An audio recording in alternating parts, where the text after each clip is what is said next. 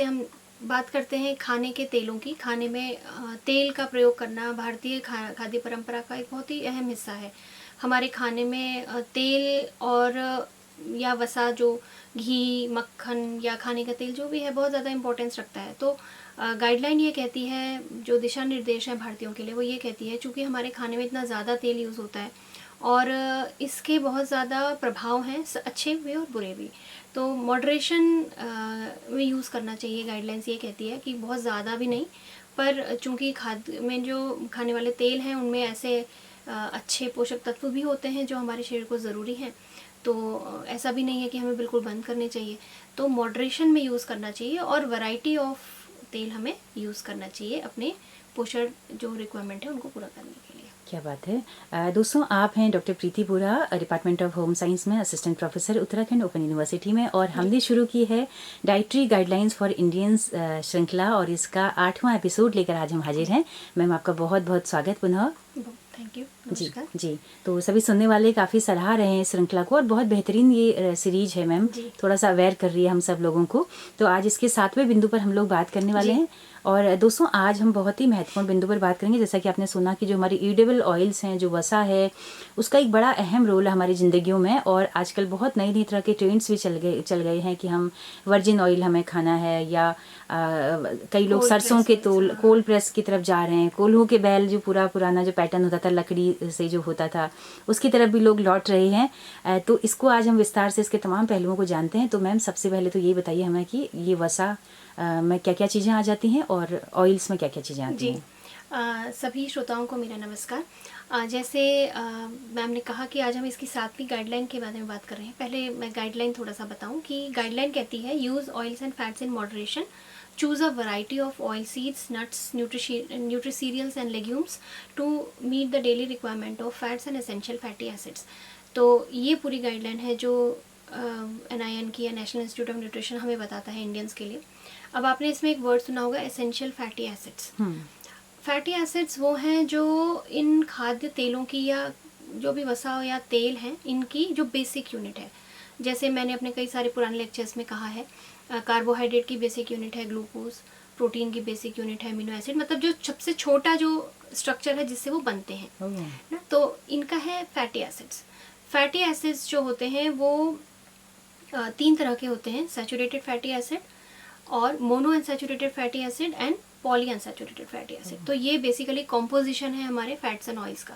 अब जैसे fats and oils आपने बात करी, तो फैट्स वो हैं जो रूम टेम्परेचर पे सॉलिड्स हैं, ऑयल्स जो रूम टेम्परेचर पे तरल में है। अच्छा। तो जैसे घी हो गया, मक्खन हो गया, आपने देखा होगा ना कि साधारण, अगर बहुत ज़्यादा गर्मी ना हो, ठंडा ना हो, साधारण रूम टेम्परेचर में सॉलिड फॉर्म में रहते हैं। अच्छा। आप जैसे उनको हीट करते हो तो वो लिक्विड हो जाते हैं। और जैसे नारियल का तेल है, ठीक है, और जो ऑयल जैसे खाने का तेल है, सरसों का तेल, कैसे भी रखो आप, फ्रिज में भी रख दोगे तो भी जमेगा, तो हमेशा ऑयल ही रहेगा। तो वो ऑयल्स हो गए, ठीक है। पर खाने में सभी यूज होते हैं। तो ये सब फैट्स एंड ऑयल्स का एक ब्रॉड कैटेगरी है, जिसमें तो घी भी इसी में आ गया। हाँ, घी इसमें आ गया, मक्खन इसमें आ गया।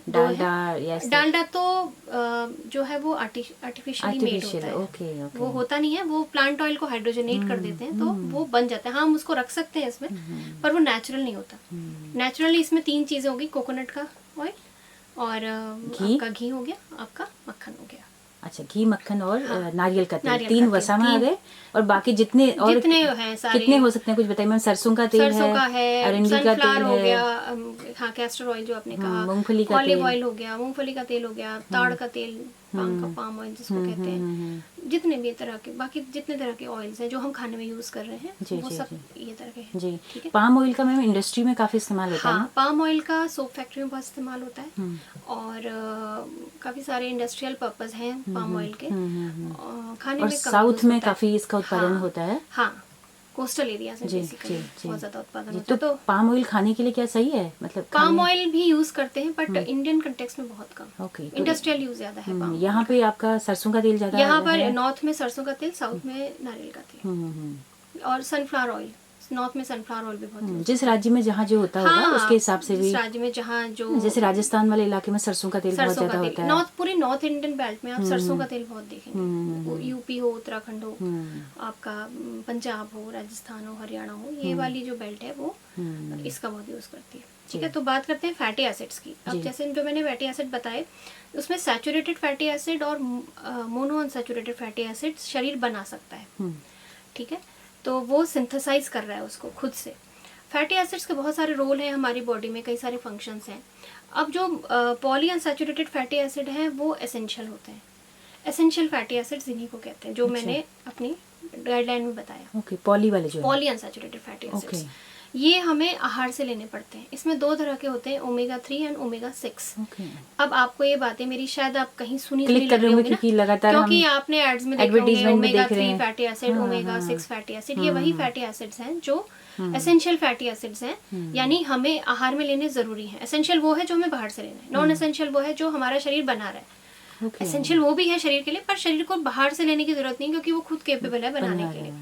तो बेसिकली जो ओमेगा 6 और ओमेगा 3 है, ओमेगा 3 जो है वो अल्फा लिनोलिक एसिड और ओमेगा 6 है लिनोलिक एसिड, ठीक है। ये 2 एसिड्स हैं जो एसेंशियल फैटी एसिड्स हैं, ये इनके कंपोनेंट्स हैं, तो ये हमें ज़रूरी है, ठीक है। अब इसमें है कि क्यों ज़रूरी है, जैसे आपने बताया बहुत सारे मेटाबॉलिक फंक्शंस हैं। सबसे इम्पॉर्टेंट फंक्शन तो है कि जो हमारे सेल है ना, जो हमारी कोशिकाएं हैं शरीर की, उनकी मेम्ब्रेन जो बाहर की है उसका बहुत इंटीरियर पार्ट है फैट्स या फैटी एसिड्स, बहुत ही ज़्यादा।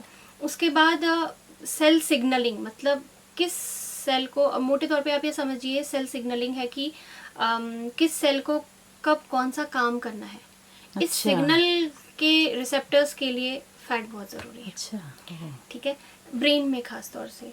दूसरा जीन एक्सप्रेशन मतलब जेनेटिक जो भी वो होते हैं, जैसे मेरे पेरेंट्स से जो मुझे ट्रेट मिले वो मेरे में कितने एक्सप्रेस होंगे, या मेरी आंखों का कलर कैसा होगा, या मेरे बालों का, या मेरे बोलने का ढंग। अब होता है ना, अरे ये बिल्कुल अपने मम्मी की तरह है या अपने पापा की तरह है। तो ये जो जेनेटिक चीज़ें आप अपने पेरेंट से लेते हो या उनके पेरेंट से जो आते हैं आपके पास, तो उस ट्रांसफ़र के लिए, जब माँ के पेट में बच्चा होता है उसके लिए ये जिम्मेदार होते हैं DNA RNA, जो भी मतलब आप जेनेटिक जो भी चीज़ें हैं उनके लिए बहुत ज़्यादा ज़रूरी है फैटी एसिड्स। ये तो मेन रोल है उनका। आप कितना क्रूशियल रोल है। बाकी तो खैर और भी मोटे तौर पे और भी रोल हैं, पर ये कुछ स्पेसिफिक रोल्स हैं जो फैट्स या फैटी एसिड बेसिकली वो करते हैं। तो कंपोनेंट ऑफ फैट में वही है, saturated fatty acid, mono unsaturated and poly unsaturated. अब ओमेगा 6 और ओमेगा 3 की अगर मैं बात करूँ, जो एसेंशियल फैटी एसिड्स हैं, जैसे मैंने कहा सेल के लिए, ब्रेन सेल के लिए बहुत ज़रूरी है। हमारे जो मस्तिष्क के सेल है ना, उसमें ओमेगा 3 फैटी एसिड बहुत ज़्यादा होता है। और जो नर्वस सिस्टम है या नर्व टिश्यूज़ जिसको हम कहते हैं, मतलब जितने सारे ऐसे फंक्शन हैं जो बहुत ही क्या कहते हैं उनको, नाजुक कह सकते हैं, उनके लिए फैटी एसिड्स बहुत ज़रूरी है। तो इनकी कमी सीधे सीधे इन चीज़ों को प्रभावित कर लेती है। फिर जो लॉन्ग चेन, इसमें भी ना शॉर्ट चेन लॉन्ग चेन दोनों होते हैं, मतलब लेंथ ऑफ चेन जो उनकी है, उसमें जो लॉन्ग चेन होते हैं वो बहुत ज़रूरी होते हैं बेसिकली ग्रोथ एंड डेवलपमेंट के लिए। बच्चे के जो रैपिड ग्रोइंग स्टेज है उसमें ओमेगा 6 फैटी एसिड बहुत ज़रूरी है।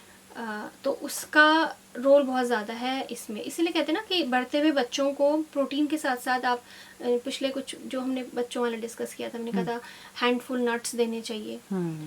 जो खाने वाले मेवे हैं बहुत अच्छे सोर्स होते हैं ओमेगा 6 ओमेगा 3 फैटी एसिड्स के।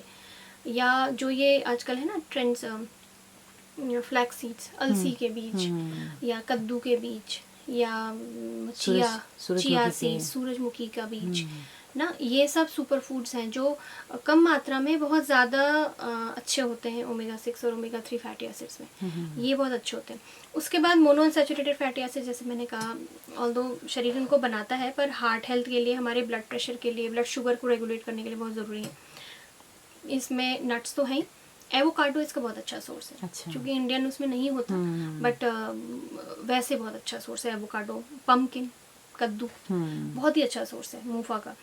सिसमी सीड्स, कद्दू या कद्दू के बीज, कद्दू के बीज, अच्छा। सिसमी सीड्स, तिल के बीज, तिल के बीज के लिए मैंने पहले भी कहा था आपसे कि कैल्शियम बहुत अच्छा होता है और मूफा बहुत अच्छा होता है, मोनो अनसैचुरेटेड फैटी एसिड। फिर आते हैं saturated fatty acids. Saturated fatty acids जो एक तरह से कहिए कि सैचुरेटेड फैट्स में ज़्यादा होते हैं, जो रूम टेम्परेचर पे सॉलिड होते हैं, बहुत अच्छे नहीं होते हमारे शरीर के लिए, हार्ट के लिए अच्छे नहीं होते। हार्ट में बेसिकली जो कहते हैं ना धमनियों में प्लाक जमा हो जाता है, ब्लड वेसल्स में जो अंदर से लेयर हो जाती है, धीरे धीरे करके उसको ब्लॉक कर देती है, जिससे हार्ट अटैक हो जाता है, उसके लिए जिम्मेदार होते हैं सैचुरेटेड फैटी एसिड। इसीलिए कहते हैं कि घी, मक्खन, मलाई इसका सेवन कम करना चाहिए, क्योंकि ये सैचुरेटेड फैट्स में ज़्यादा है। सैचुरेटेड फैट्स जो होते हैं आपके शरीर में जो लो डेंसिटी लिपोप्रोटीन कोलेस्ट्रॉल है ना, उसको बढ़ाते हैं। अच्छा, कोलेस्ट्रॉल भी एक कंपोनेंट है फैट का। कोलेस्ट्रॉल भी क्या है, शरीर बनाता है। कोलेस्ट्रॉल बहुत ज़्यादा इंपॉर्टेंट है कई सारे फंक्शंस के लिए, जैसे हार्मोन बहुत सारे हैं उनके लिए, मेटाबॉलिक फंक्शंस के लिए बहुत ज़्यादा ज़रूरी है। तो शरीर ना बनाता है, लीवर इसको बिल्ड करता है, खुद से सिंथेसाइज करता है। और कोलेस्ट्रॉल हम ले भी रहे हैं आहार से, तो जब वो आहार में ज़्यादा हो जाता है तो बॉडी में ज़्यादा हो जाता है, और उससे क्या होता है, जो बॉडी में जमा होने लगता है धीरे धीरे, खासकर रक्त धमनियों के अंदर धीरे धीरे जमा, क्योंकि वो ये रक्त कोशिकाओं से इसको ट्रैवल हो रहा है ना, वो धीरे धीरे जमा होने लगता है। और अगर ये हार्ट की मेन वाली जो आर्टरी होती है उसमें जमा होने लगता है तो उसको बंद कर देते हैं, और अचानक देखा होगा ना आपने, हार्ट अटैक के पेशेंट अभी बिल्कुल ठीक है और अगले कुछ मिनट में एकदम डेथ हो जाती है। तो मैम लेकिन इनकी कुछ अच्छे बेनिफिशियल भी तो ये होंगे ना, घी मक्खन है, हाँ, तो फिर अमाउंट का होगा कि कितने अमाउंट में ले, और हर समय भर भर के नहीं खाना है आपको। कहने का मतलब, जैसे कई लोगों को मलाई की बड़ी शौक होती है, तो दूध से निकाली और खा ली, हाँ, मलाई तो बहुत खतरनाक है। बिल्कुल, रेगुलर कंजम्पशन बहुत खतरनाक है। इसके अलावा 10 दिन में, महीने में एक बार खा रहे हैं, कभी शौक से खा रहे हैं तो कोई दिक्कत नहीं, पर आप रेगुलर खा रहे हो, ले सुबह शाम दूध की मलाई निकाल के, तो दूध की मलाई इज नथिंग बट फैट। मलाई क्योंकि हल्की होती है ना फैट, तो उसके दूध को उबालने के बाद वो ऊपर से जम जाती है, because it is lighter than the milk solids. अच्छा। तो वो ऊपर से लेयर उसकी जम जाती है, आप उसे निकाल लेते हो। आपने वो खा लिया तो आपने बेसिकली मिल्क के न्यूट्रिएंट में से सिर्फ फैट खा लिया, और वो सैचुरेटेड फैटी एसिड में बहुत ज्यादा है। वो सैचुरेटेड फैट्स आपने कंज्यूम कर लिया, आपके हार्ट के लिए तो बहुत ही खराब है। ओके, अगर गाढ़ा दूध है, प्योर दूध है, तो मिल्क में भी तो फैट होगा ना, जैसे लोग आजकल टोन्ड मिल्क पीते हैं। टोन्ड मिल्क में फैट कम होता है, हाँ, डबल टोन्ड में और डबल कम टोन होता है। बेसिकली कुछ नहीं होता उसमें, वो मलाई निकालते हैं, मलाई निकालते हैं। आप जितनी बार दूध को जमा गर्म करोगे उतनी बार मलाई लगेगी। आपने नोटिस करी कभी ये चीज? हाँ, बिल्कुल। पहली बार गाढ़ी लगती है, दूसरी बार पतली, तीसरी बार लगेगी हर बार वो फैट ऊपर आके लेयर बना देता है। लेकिन ये भी कहते हैं कि जितना दूध को गर्म करेंगे तो उसके पोषक तत्व खत्म हो जाते हैं। दूध को कुछ जो वाटर सॉल्युबल हैं वो तो खत्म होंगे, जो हीट लबाइल है वो खत्म होंगे, पर बाकी इतना ज्यादा फर्क नहीं। दूध एक तरह से अगर आयरन और विटामिन सी को छोड़ दिया जाए, दूध में सब कुछ होता है। अच्छा। सब कुछ, एक आयरन नहीं होता, एक विटामिन सी नहीं होता। अच्छा, बाकी कुछ मात्रा में सब कुछ होता है। सब कुछ होता है। दूध एक कंप्लीट फूड है एक तरह से, तो ऑब्वियसली फैट भी होता है, बहुत अच्छी मात्रा में फैट होता है। अब आप तो मलाई जो लोग खाते हैं वो तो बिल्कुल अभी से छोड़ दें, मलाई तो नहीं खानी चाहिए। ठीक है। कोलेस्ट्रॉल की बात अगर करें तो कोलेस्ट्रॉल नाम सुनते ही लोगों को होता है अरे कोलेस्ट्रॉल बहुत खराब है। कोलेस्ट्रॉल खराब बिल्कुल नहीं है। गुड और बैड कोलेस्ट्रॉल, जिसको बेसिकली ना कोलेस्ट्रॉल क्या होता है, शरीर में होते हैं लिपोप्रोटीन्स, लिपिड और प्रोटीन, उनके माध्यम से ट्रैवल होता है, शरीर में ले जाया जाता है, इधर से उधर, उधर से इधर, एक तरह से आप आम भाषा में अगर आप समझ लें तो। इसमें LDL, VLDL और HDL 3 तरह के लिपोप्रोटीन्स। VLDL है very low density, low density मतलब कम डेंसिटी वाला, LDL low density, very low density and high density. High density lipoprotein क्या करते हैं, बाकी जगह से कोलेस्ट्रॉल को, एक आम भाषा में कहूँ तो शरीर के बाकी हिस्से से लिवर में ले आते हैं। अच्छा। लिवर उनको मेटाबॉलाइज करके जितना चाहिए उतना रख के बाकी डिस्कार्ड कर देता है। वो अच्छा है HDL, हाई डेंसिटी, क्योंकि वो बाकी शरीर के अंगों से कोलेस्ट्रॉल ला के, मतलब एक तरह से फैक्ट्री में ला रहा है और फैक्ट्री से कह रहा है कि जितना चाहिए रखो और बाकी जो चाहिए नहीं चाहिए उसको शरीर में मत रखो, हम निकाल दो, हटा दो। जो LDL है वो खराब है, वो क्या कर रहा है, लिवर से ले जाके शरीर के हिस्सों में डिपॉजिट कर रहा है। अच्छा, वो खराब है। वो जो है आपका VLDL कोलेस्ट्रॉल वो खराब है। दूसरा मैंने आपको बताया लिवर तो बना ही रहा है कोलेस्ट्रॉल, तो वो मात्रा को और बढ़ा रहा है, ठीक है, और शरीर में इकट्ठा कर रहा है और हार्ट में इकट्ठा। फिर मैंने बताया अगर वो हार्ट में इकट्ठा कर रहा है, हार्ट के आसपास की वेन्स में इकट्ठा कर रहा है, ब्लड वेन्स में, तो वो बहुत खतरनाक है। ठीक है, वैसे भी खतरनाक है। आपके हार्ट अटैक नहीं भी हो रहा है तो भी ब्लड प्रेशर बढ़ रहा है। ब्लड प्रेशर क्या है, एक तरह से जो प्रेशर क्रिएट हो रहा है हमारी वेन्स में ब्लड के फ्लो का। अब कोलेस्ट्रॉल जो होता है कई सारे मेटाबॉलिक फंक्शंस के लिए ज़रूरी होता है, जैसे कई सारे हार्मोन्स का पार्ट है, और जो हमारे मैंने जैसे बताया ना, सेल सिग्नलिंग के लिए सेल मेम्ब्रेन की परमिएबिलिटी, मतलब सेल के अंदर से कुछ चीज़ें बाहर अंदर जा रही हैं तो उसकी जो बाहर की झिल्ली एक तरह से आप कहिए, उसकी परमिएबिलिटी मतलब उसमें आने जाने की जो क्षमता है कंपोनेंट्स की, उसके लिए बहुत ज़रूरी है। खराब ये तब है जब ये शरीर के हिस्सों में इकट्ठा हो रहा है, उनकी वेन्स के अंदर इकट्ठा हो रहा है और ब्लड फ्लो को ऑब्स्ट्रक्ट कर रहा है, तो उससे ब्लड प्रेशर भी हो रहा है, और अगर ज़्यादा चोक हो गया, मतलब बंद हो गया, तो हार्ट अटैक हो रहा है। तो कोलेस्ट्रॉल के मामले में जितने भी ऐसे वाले फूड प्रोडक्ट हैं जो सैचुरेटेड फैट्स में ज़्यादा होते हैं, वो कोलेस्ट्रॉल में भी रिच होते हैं। जैसे मैंने बताया घी, ठीक है, मैं घी की अगेंस्ट नहीं हूँ, बट घी सैचुरेटेड फैट है, आप लिमिट में ही क्या कहते हैं, लिमिट उसमें ही लेना चाहिए। दूसरा, अंडे का जो पीला भाग होता है, it is very high in cholesterol. जितने भी एनिमल फूड्स होते हैं ना, मांस बेसिकली, रेड मीट जिसको हम कहते हैं, वो कोलेस्ट्रॉल में हाई होता है। फिश जो होती है वो अच्छी होती है, इसीलिए जब हम नॉन वेजिटेरियन फूड की बात करते हैं तो हम कहते हैं कि फिश खाओ, फिश ज़्यादा अच्छा है एज कम्पेयर टू बाकी के जो नॉन वेजिटेरियन। ओमेगा 3 भी ज़्यादा होता है हाँ, फिश में जो एसेंशियल फैटी एसिड्स, वही ओमेगा 3 अभी आपके मुंह से निकला ना, these are essential fatty acid, omega 3 and omega 6। और एसेंशियल फैटी एसिड पे अभी हमने जो ये कहानी बताई कि कितने ज़रूरी है, क्योंकि शरीर बना नहीं सकता एसेंशियल फैटी एसिड्स। फिर एक और टर्म आपने सुना होगा, ट्रांस फैट्स। ट्रांस फैट्स बहुत सुना होगा आपने, एड्स में आता है। ट्रांस फैट्स क्या होते हैं कि ट्रांस फैट्स बेसिकली नेचुरल नहीं होते, नेचुरल भी होते हैं सॉरी, बट जो हम खाना, जैसे जो होता है ना डालडा, जब उसको हम कमर्शियली या इंडस्ट्री में उसको हम हाइड्रोजनेट कर रहे हैं, तो एक तरह से उसकी जो स्ट्रक्चर होता है ना, वो ट्रांस मतलब ऐसे हो जाता है। सिस मतलब, सिस और ट्रांस दो, सिस मतलब पैरेलल चल रहा है, ट्रांस मतलब ऐसे। जो ट्रांस फैट्स होते हैं वो हमारे हार्ट के लिए बहुत ख़राब होते हैं। ये ट्रांस फैट हमारे हाइड्रोजनेशन से भी होते हैं, और जो आप बार बार हीट करते हैं ना ऑयल को, एक ही ऑयल को बार बार खा रहे हैं, बार बार उसी को गर्म कर रहे हैं, उसी में तल रहे हैं, बेसिकली जो बाहर के खाना आप खाते हैं ना, बाहर के जलेबी समोसे, उस हलवाई ने क्या करा, एक बड़ी सी कढ़ाई रखी है, उसी में वो बार बार उसी को गर्म कर रहा है। सबसे खतरनाक है जो लोग बाहर खाना खाते हैं। उससे क्या होता है, जो ये पॉलीअनसैचुरेटेड फैटी एसिड होते हैं ना, ये ऑक्सीडाइज हो जाते हैं बार बार गर्म करने से, और टॉक्सिक हो जाते हैं।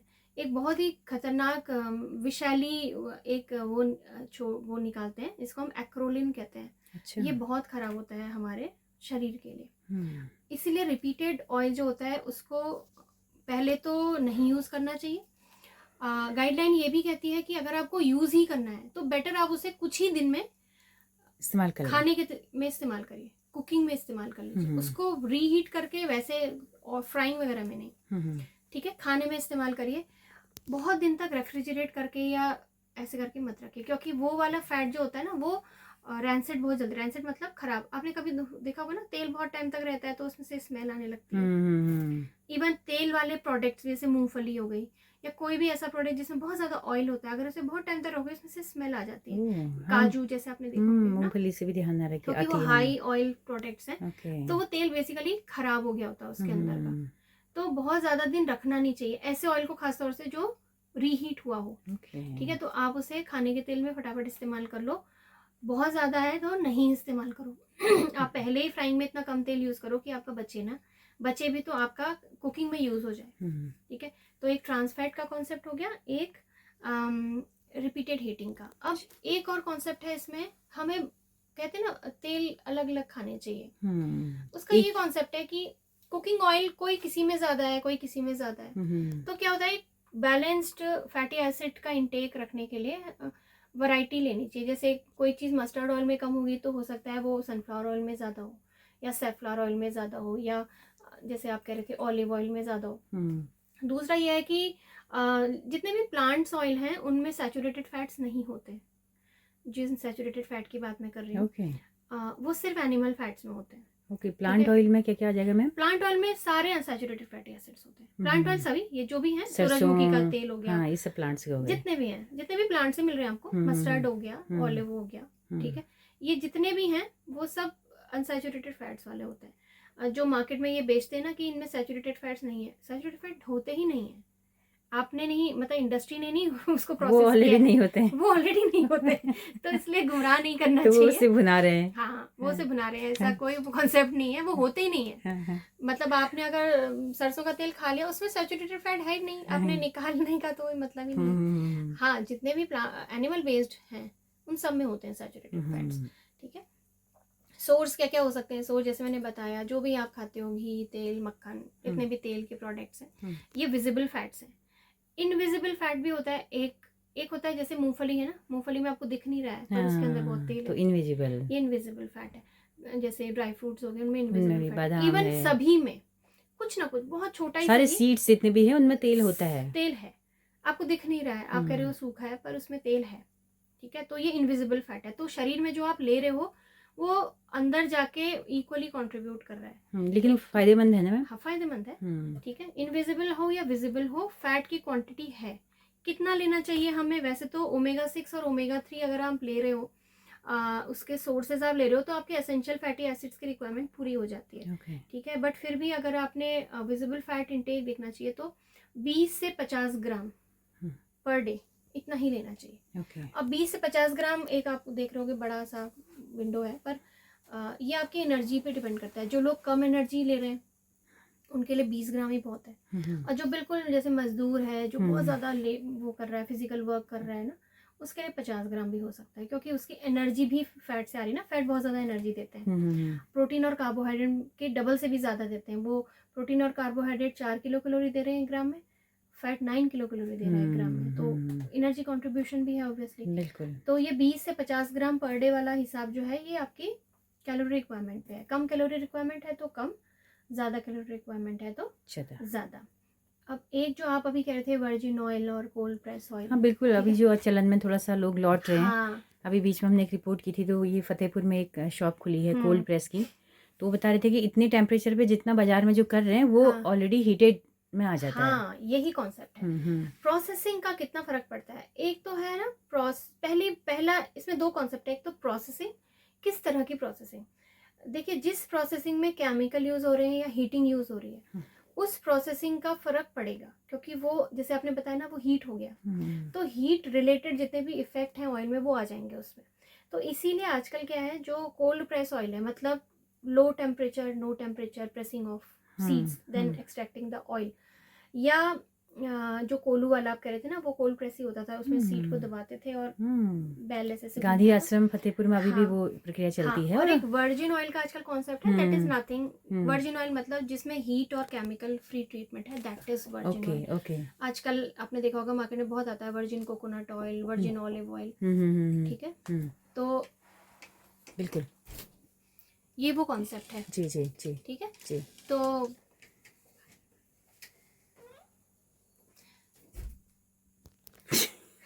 ऐसे बोलते फिर से बोलते। तो वर्जिन ऑयल का जो कॉन्सेप्ट है वो कुछ नहीं है, वो ये है कि जो नो केमिकल, नो हीटिंग वाला जो ऑयल है, that is virgin oil. Cold press oil है जो basically simple pressing of oil without heat, वो कोल्ड प्रेस ऑयल है। तो जो कच्ची घानी कहते हैं ना, सो कच्ची घानी, वो कोल्ड प्रेस ऑयल है। कच्ची घानी लेकिन लिखे तो सभी रहते हैं आजकल। लिखे सभी रहते हैं। अब इंडस्ट्री में वो किस टेम्परेचर पे है, क्या है, इसलिए लेबलिंग में अभी एक लेबलिंग का भी हम बताएंगे बाद में। ऑल्दो मैं इस पे पहले भी एक लेक्चर दे चुकी हूँ, खाद्य लेबलों को पढ़ना बहुत जरूरी है। बिल्कुल मैम, उसको दोबारा करेंगे कभी तसल्ली से। और इसमें आएगा वो कॉन्सेप्ट, इसमें भी आएगा। ठीक है, कि लेबल पढ़िए, कितने टेम्परेचर पे प्रोसेस हुआ है और कितना स्टोर करते वक्त या इसको पैक करते वक्त किस टेम्परेचर पे पैक हुआ है, वो भी लिखा रहता है उसमें। दूसरा, क्वालिटी पे क्या फ़र्क पड़ता है? एज सच कोई क्वालिटी पे फ़र्क नहीं पड़ता प्रोसेसिंग का। अच्छा। इवन प्रोसेस करना ऑयल को ज़्यादा अच्छा है, क्योंकि कई सारे टॉक्सिक केमिकल्स हैं, कई सारे ओडर सब्सटेंसेस हैं, वो रिमूव हो जाते हैं प्रोसेसिंग में। जब आप कच्चा तेल निकालते हैं ना, तो वो ऐसा खाने लायक नहीं होता, उसमें कई सारे टॉक्सिक केमिकल्स होते हैं। अच्छा। कई सारे ऐसे वो होते हैं, ओडर सब्सटेंसेस होते हैं, जिनसे उसकी स्मेल अच्छी नहीं होती, पर चूंकि बाजार में आना है तो आप गंदी स्मेल वाला तेल नहीं बेच सकते। तो प्रोसेसिंग यूजली क्या करता है, उनको रिमूव कर देता है। बाकी जो फैटी एसिड्स हैं, एसेंशियल फैटी एसिड, उसके कॉन्सेप्ट, वो कंटेंट चेंज नहीं होता प्रोसेसिंग से। अच्छा। तो कहना कि प्रोसेस ऑयल खराब होता है, ऐसा नहीं है। हाँ, मैम ये है प्रोसेस मिनिमम प्रोसेस करना किसे कहेंगे, मतलब कि जो बड़े पैमाने पे बड़ी मिलों में जो तेल गर्म होके जो आ रहा है, प्रोसेस होने में क्या क्या होता नहीं, है? प्रोसेस होना, कोल्ड प्रेस ऑयल भी प्रोसेस ही ऑयल है। अच्छा। वो भी तो प्रोसेस होके ही आ रहा है। ओके। उसको भी वो ऐसे थोड़ी करते, कुछ ना कुछ हाँ, प्रोसेस होना मतलब मतलब कुछ रिफाइनिंग करते हैं प्रक्रियाएं हैं उसकी। जो अलग अलग, हाँ, उसको ये धोना एक फूड सुखाना। टेक्नोलॉजी का पार्ट है कि उसमें बहुत हम्म। सारे धोना सुखाने के अलावा भी बहुत सारे पार्ट उसमें होते कुछ हैं उसमें। हाँ बहुत सारी, कभी हाँ, मैम इस पे बात करेंगे, हाँ, हाँ, है ना? बिल्कुल, उनके बहुत सारे तो पार्ट होते उसमें हैं। केमिकल बेसिकली मिलाना भी एक, रिफाइनिंग है, एक तरह से ओके, रिफाइन होके रिफाइनिंग आ रहा है रिफाइन बस। होके आ रहा है, जैसे शुगर हम ले रहे हैं हाँ, तो पूरा रिफाइन होके जो आती हाँ, है, तो वो अंत में रिफाइन होके आ उसमें रही है। केमिकल्स भी मिलाए जाते हैं ना? किसी में मिलाए जाते हैं, किसी में ऐसा ओके, नहीं तो भी मिलाए तेलों में तो जाते हैं। मिलाए जाते होंगे या क्या उनकी? तेलों में देखिए एंटीऑक्सीडेंट तो मिलाए जाते हैं, क्योंकि खराब हो जाता है तेल नहीं ओके। तो एंटीऑक्सीडेंट लेवल तो होता ही होता है, बट नेचुरल एंटीऑक्सीडेंट भी तेलों में होते हैं। ये जैसे कुछ टोकोफेरॉल्स, टोकोट्राइनॉल, स्टीरॉल्स, ये कुछ कंपोनेंट्स होते हैं ऑयल में जो एक तो उसको नेचुरल फ्लेवर देते हैं, हम्म। और ये नेचुरल एंटीऑक्सीडेंट भी है। एज सच तेल खराब नहीं होता ना, ऐसे ही खराब होने लगेगा तो हम्म। वो पड़े पड़े वैसे ही खराब हो जाएगा। हम्म। तो मतलब तेल की कोई नेचर एक एक्सपायरी तरह डेट से, नहीं होती? तेल की एक्सपायरी डेट होती है, बट हाँ। तेल खराब हो जाता है ऑयल ओके। का। मतलब आप वो एक्सपायर मान लीजिए जब उसमें से स्मेल आने स्मेल लगे, आने लगे। वो बेसिकली ऑक्सीडाइज हो गया। हम्म। जैसे जैसे ही वो प्लांट से निकला, वो एक्सपोज हो गया एनवायरनमेंट को, हम्म। ऑक्सीजन उससे रिएक्ट करी और हम्म। वो ऑक्सीडाइज हो गया। Oxidation is bad. ओह। तेल का ऑक्सीडेशन नहीं होना चाहिए, वो उसकी स्मेल को भी खराब करता है, उसके मतलब कुकिंग उसको भी खराब करेगा, एडिबिलिटी को भी खराब करेगा। तो ये चीज़ें हैं उसमें। बाकी एंटीऑक्सीडेंट उसमें ज़रूर ऐड किए जाते हैं। खराब नहीं है एंटीऑक्सीडेंट ऐड करना, क्योंकि एंटीऑक्सीडेंट तेल की क्वालिटी को मेंटेन रखने के लिए ज़रूरी है। दूसरा, एंटीऑक्सीडेंट हमारे लिए भी अच्छे हैं। बहुत एंटीऑक्सीडेंट जो होते हैं नेचुरल, जैसे विटामिन ई, विटामिन सी, और भी कई सारे पॉलीफिनोलिक सब्सटेंसेस हैं जो हमारे शरीर के लिए भी अच्छे होते हैं एंटीऑक्सीडेंट, क्योंकि डीके तो हमारे सेल्स का भी हो रहा है हो ना, तो उनको है। बचाने के लिए, उनको डीले करने के लिए हमें एंटीऑक्सीडेंट चाहिए। ओके तो ओके। एक तरह से तेल और वसा अच्छे हैं अगर मॉडरेशन में लिए जाए। सोर्स ऑफ फैट बहुत ज़रूरी है। घी और मक्खन बुरे नहीं हैं, बट मॉडरेशन, और मतलब मॉडरेशन से भी कम, मैं कहूँगी कि सीमित मात्रा में लेने चाहिए। खाने का तेल जो है ये नहीं कि फिर प्लांट ऑयल बहुत लेने चाहिए, ऐसा भी नहीं है। खराब तो वो भी है, क्योंकि एनर्जी तो उनसे ही बहुत मिल रही है। बेसिकली जैसे मैंने बताया, फैट से एनर्जी बहुत मिलती है ना, तो कैसा भी ऑयल हो वो एनर्जी तो आपको देगा। वो एनर्जी अगर आप यूज़ नहीं करोगे, अल्टीमेटली बॉडी उसको स्टोर कर लेगा और आप मोटे हो मोटे हो जाएंगे। जाएंगे। और मोटापा तो सभी बीमारियों की जड़ है। फिर तो डायबिटीज़ भी होनी है, फिर हाइपरटेंशन भी होना है, जी हार्ट मैम, प्रॉब्लम भी जीरो होना है। कुकिंग ऑयल का भी बड़ा आजकल चलन है, लोग हार्ट हाँ, अटैक वो से भी है बचने के लिए। ऑब्वियसली। तो अगर कुकिंग ऑयल लेंगे ही नहीं तो फिर वो चीज़ें कैसे मिलेंगी? नहीं, कुकिंग ऑयल नहीं, तो ये तो मैंने शुरुआत में बताया आपको हाँ। कि नहीं लेना तो ऑप्शन ही नहीं है। हाँ। बॉडी में कई सारी प्रोसेस हैं जो अभी मैंने आपको बताई, जो एसेंशियल फैटी एसिड्स कर रहे हैं। तो मैम जैसे हम देखते हैं कि भारत में ये कुकिंग वाला चीज़ें, फ्राइंग वाली चीज़ें ज़्यादा हैं, हाँ, तो आप देखें तो पश्चिम में तो अलग तरह के फूड्स नहीं होते तो हैं, तो वो लोग लेते हैं इनविजिबल ऑयल। फैट की भी तो बात करी ना हमने। अच्छा। फैट जो दिख रहा है वही हम्म। नहीं ले रहे हो ना, विजिबल और हम्म। इनविजिबल दोनों तरह का है। हम्म। अगर आपने खाने में तेल नहीं खाया, पर आपने कुछ ऐसी चीज खाई है सीड्स जिसके खा अंदर, लिए हाँ, बहुत तो सारे। आपको तो एसेंशियल, वही मैंने आपको कहा, एसेंशियल फैटी एसिड्स आपको फूड में मिल रहा है, तो रिक्वायरमेंट तो पूरी हो रही है। पर फैट जरूरी भी है। कई सारे बॉडी के बहुत सारे फंक्शंस हैं जो फैट के थ्रू होते हैं। दूसरा, विटामिन जो होते हैं वो फैट सॉल्युबल, वाटर सॉल्युबल दोनों होते हैं। फैट सॉल्युबल आपको तभी अंदर मिलेंगे, एब्जॉर्ब होंगे, जब आप आहार में वसा लोगे। Vitamin A, vitamin D, vitamin E और विटामिन के। अगर आहार में वसा बिल्कुल नहीं होगी तो ये न्यूट्रिएंट एब्जॉर्ब ही नहीं होंगे। ओह अच्छा। तो इसके लिए भी ज़रूरी है। ओह ठीक है, तो मॉडरेशन इज मस्ट। जी। ठीक है, तो मैम जो गाइडलाइन है वो कुछ एज के हिसाब से भी कुछ बताती है कि बच्चों को कितना, बुजुर्गों को नहीं, कितना? मैंने कैलोरी के हिसाब से बताया हाँ ना आपको हाँ कि हाँ। कैलोरी कम है तो रिक्वायरमेंट ऑब्वियसली कम हो जाएगी। कैलोरी ज़्यादा है तो रिक्वायरमेंट ऑब्वियसली बढ़ जाएगी। एसेंशियल फैटी एसिड्स पे ध्यान दीजिए। जो पॉली अनसैचुरेटेड फैटी एसिड्स हैं वो ज़्यादा ज़रूरी हैं सैचुरेटेड फैट से। ठीक है, तो प्लांट ऑयल हमेशा ऊपर रहते हैं एनिमल फैट से, बट एनिमल फैट के भी अपने फ़ायदे हैं। कई सारे ऐसे न्यूट्रिएंट हैं जो फैट जो सैचुरेटेड फैट्स में हैं, जैसे घी अगर हम लेते हैं तो ऑब्वियसली इसमें विटामिन ए बहुत अच्छा होता है। बहुत सारे न्यूट्रिएंट और भी हैं जो उसमें अच्छे होते हैं, बट सैचुरेशन भी एक उसका पॉइंट है। जो कोलेस्ट्रॉल लेवल हाई है उसका, वो जी भी एक जी पॉइंट है। जी तो जी जी मॉडरेशन इज मस्ट। जी। तो मैम ये सारे तेल क्या भारत में पर्याप्त मात्रा में होते हैं या हम लोगों को आयात भी करने पड़ते हैं? अब ये एक अलग कुछ, कॉन्सेप्ट है। हाँ, आयात कुछ बहुत करना हाँ, पड़ता है। अभी मैं सुन रही थी कि कुछ पाम ऑयल को बढ़ाने के लिए भी कुछ सरकारें कर पाम रही ऑयल हैं। मैंने जैसे बताया ना, इंडस्ट्रियल यूज़ बहुत है हाँ पाम हाँ ऑयल हाँ का। हाँ। तो इवन अभी मैं तो न्यूज़ में सुन रही थी कि पाम ऑयल को अब कौन सी कंट्री है जहाँ से इंपोर्ट होता है, वो कंट्री नाइजी खुद ही कुछ अपने नीदरलैंड शायद, क्योंकि हाँ। क्योंकि वो तेल महंगा हो गया है जो हम्म, फ्यूल है, बिल्कुल। तो वो लोग पाम ऑयल से कुछ अपने अल्टरनेट कुछ बना रहे ऑल्टरनेट हैं। कुछ बना रहे हैं, तो वो ओके। एक्सपोर्ट कम कर रहे हैं।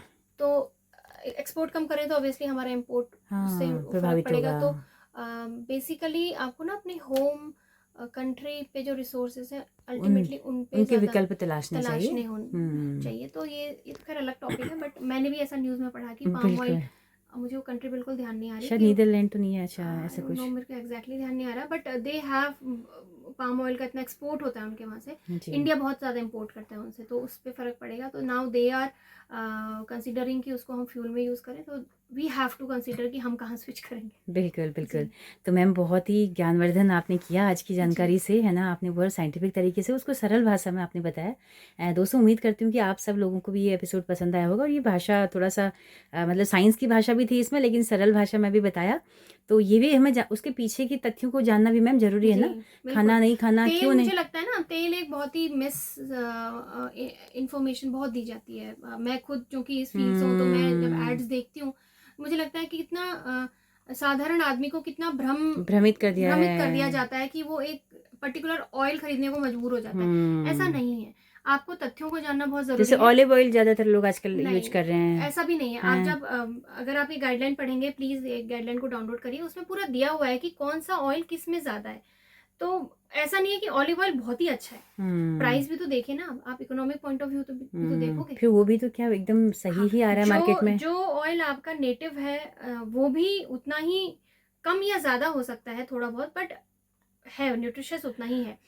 तो इसीलिए कहते हैं ना कि थोड़ा टाइम बाद अपना कुकिंग ऑयल थोड़ा-सा चेंज चेंज करिए। कर लें। आप चाहे वापस उसी पे स्विच करोगे तो उससे क्या होता है, हुँ। बैलेंस बना रहता है। ब्लेंडेड ऑयल भी आजकल हाँ, यूज़ कर ब्लेंडेड रहे ऑयल हैं। भी यूज़ कर, ब्लेंडेड ऑयल का कॉन्सेप्ट ही यही है कि जो डेफिशिएंट वो हैं, उनको हाँ, आप यूज़ कर सकते हो। मिक्स मिक्स मिक्स करके कर मतलब सकते हो, पर जैसे ब्लेंडेड सूरज। ऑयल महँगा होता है। अच्छा, इट्स बेटर कि आप अपने आप ही चेंज तो करो वो उसमें 2 चीज़। तरह के ऑयल मिले रहते हाँ, हैं। उसमें चेंज, उसमें वो कमर्शियली उसको कुछ ऐसे हुँ। प्रोसेस करते हैं कि जी, वो जी, ऑयल जी, मिक्स करते जी, हैं। जी। तो अपने श्रोताओं से विदा लेते हैं मैम। जी। फिर अगली बार हम लोग नई गाइडलाइन पे बातचीत करेंगे। जैसे अगली जो गाइडलाइन होगी, जो 8वीं गाइडलाइन है, वो प्रोटीन पे बेस्ड होगी। किस अच्छा। तरह का प्रोटीन लेना चाहिए, कॉम्बिनेशन ऑफ फूड कैसे लेना चाहिए कि आपको अपने शरीर की ज़रूरतों के हिसाब से प्रोटीन मिले। बहुत ज़्यादा फोकस है प्रोटीन पे, क्योंकि ग्रोइंग स्टेज में प्रोटीन बहुत ही मस्ट है। और हुँ। इंडियन डाइट्स, खास तौर पे वेजिटेरियन डाइट्स हैं, तो प्रोटीन हमेशा कम होता है इंडियन डाइट्स में, क्योंकि एनिमल प्रोटीन ज़्यादा अवेलेबल होता है और ज़्यादा अच्छा होता है एज़ कम्पेयर टू बिल्कुल। Plant protein. हमारे इंडियन डाइट्स में नॉन वेजिटेरियन का कंट्रीब्यूशन बहुत ही कम है। हुँ। महंगे भी होते हैं और लोग तो खाते भी शाकाहारी होते हैं, तो इसलिए खाते कम है, तो बिल्कुल, तो इसलिए बहुत कॉम्बिनेशन अहम ऑफ। एपिसोड होने हाँ, जा रहा ये है, भी अहम और है। मुझे लगता है कि सारे ही अहम है मैम जो जी, गाइडलाइन देखिए, है। जो गाइडलाइन है ये इंडियन कंटेक्स्ट में ही बनाई गई है। वाक़ई, कई सारे वाक़ई। पॉइंट्स को ध्यान में रखा गया है कि किस हुँ। किस चीज़ों पे फोकस करने की ज़रूरत मैम है। मुझे तो लगता है कि ये हमारे ना पाठ्यक्रमों में जो बच्चे पढ़ रहे हैं बिल्कुल 12वीं होना तक, चाहिए, बिल्कुल होना मतलब कम चाहिए। से कम 6 से 12th तक ही लगा लें, हाँ, 2-2 गाइडलाइन अगर हर उसमें लगाएँ, तो ये ये काम तो होना चाहिए। अवेयरनेस बहुत ज़रूरी है। जैसे मुझे लगता है साधारण लोगों को ही नहीं पता होगा कि कोई ऐसी बनाई भी गई गाइडलाइन है भी बनाई गाइडलाइन। गई है ना? जी, तो और अगर थोड़े पूरा 2-4 लोग भी इससे अगर पूरा होमवर्क करके बनाई अवेयरनेस, है कि हर हाँ, चीज़ पे है ना? हाँ, हम लोग ये ने शिशुओं से, जी, माताओं से शुरू किया था पूरा हम, और हर चीज़ तेल तक जी। हमने बात कर ली है। हाँ, इसी पे हम सप्लीमेंट्स की बात करेंगे कि जो लोग हुँ, सप्लीमेंट लेते हैं कितने हुँ। ज़रूरी हैं, मसल मास क्या होता प्रोटीन है, की, बिल्कुल, बिल्कुल। और प्रोटीन का क्या मतलब रोल है, ये सब बात करेंगे। जी, तो बहुत शुक्रिया मैम, हम जी, अपने श्रोताओं से विदा लेते हैं। दोस्तों अपना फीडबैक हमें ज़रूर दीजिएगा, हमारा यूट्यूब चैनल है, फेसबुक पेज है, आपके फीडबैक का इंतज़ार रहेगा। तो डॉक्टर प्रीति बोरा जी के साथ में अपनी रेडियो द घड़ी सुनीता भास्कर को भी दीजिए इजाज़त। नमस्कार। नमस्कार।